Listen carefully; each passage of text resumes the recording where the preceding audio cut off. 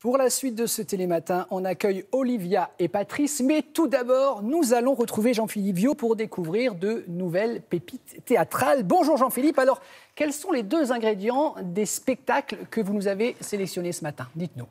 Rire, humour, décalage et folie sont à l'affiche des 2 spectacles proposés aujourd'hui. Le premier se joue en solo, c'est ADN, écrit et mis en scène par l'éternel et incontrôlable trublion Marc Jolivet. L'empêcheur de tourner en rond n'a rien perdu de ses délirantes élucubrations, toujours au cœur de l'actualité. Si son ADN vous tente, c'est maintenant. Alors, je vous raconte, le premier soir, je vous jure que c'est vrai, je m'allonge et il y a une dame qui crie dans la salle, il va pas se relever. En écrivant le spectacle, j'ai dit waouh, l'avenir dépend de nous. ADN, acide désoxyribonucléique. Et avec ma fille, il y a le passage. Voilà, nos ADN se rejoignent. La Seine monte à Paris, Anne Hidalgo s'enfuit sur un radeau Uber. Oh, messieurs, je vois que ça vous plaît. J'en vends à la sortie. On découvre que dans mon ADN, j'ai du sang africain, du sang indien, Mandela, Gandhi et Landru. Donc je chante aussi, bien sûr. D'où je viens et qui je suis dans mon ADN, c'est inscrit. Non, je vous ai dit non. Je ne remplacerai pas Nicolas Hulot. C'est non. Mais je m'en fous du pognon. Et combien tu dis? La dernière présidentielle, les socialistes et les Verts se mettent ensemble. Le score, 6%. Le vert est dans le fruit. Ce spectacle, il est inqualifiable. Il est local, global. Et la salle hurle de joie, ça, avec moi. C'est un médicament, il te coupe l'envie de boire.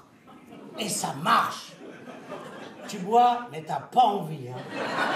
Dans un autre style, l'improbable épopée absolument pas historique qui suit ne peut laisser personne indifférent. Défini comme une comédie boulevardo-musicalo-royaliste, Jean-Louis XIV est avant tout un bon délire théâtral des plus réjouissants. Nicolas Lambreras en est l'auteur, instigateur, également sur les planches, aux côtés de 5 jubilatoires partenaires. C'est excellent et très drôle. Madame de Montespan ne laissait personne indifférent. Déjà, elle était très belle. Ah, merci. Et je vous en prie. Mon Dieu! Pardon! Ma femme! La reine, grand Dieu! C'est une pièce qui met en scène le grand roi Soleil, Louis XIV, ainsi que sa femme, la reine Marie-Thérèse, et sa nouvelle maîtresse, Madame de Montespan. Et autour de ce triangle amoureux tournent d'autres personnages décomplexés. Les larmes vous en les disent tellement. Tandis que le sourire vous rend si belle. Comment le savez-vous? Il n'a pas souri une seule fois depuis qu'il a quitté l'Espagne. On est vraiment à mi-chemin entre le dessin animé, la farce.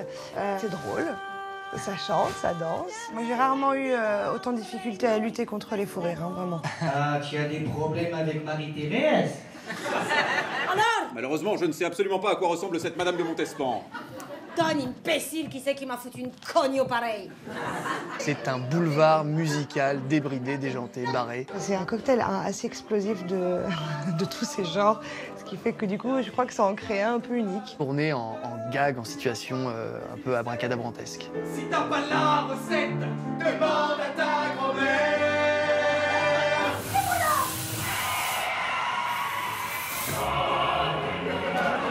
Il y a ici, autant pour l'un et l'autre de ces 2 spectacles, de vraies loufoqueries, osées et déjantées, mais surtout pleinement maîtrisées. Avec ADN, entre délire féroce et engagement citoyen, Jolivet fait du Jolivet, certes, mais il sait parfaitement le faire. Quant à Jean-Louis XIV, c'est une bien originale et hilarante comédie, comme on a peu l'habitude d'en voir au théâtre. Voilà, très bon spectacle à tous. Il serait dommage de s'en priver. À très bientôt donc.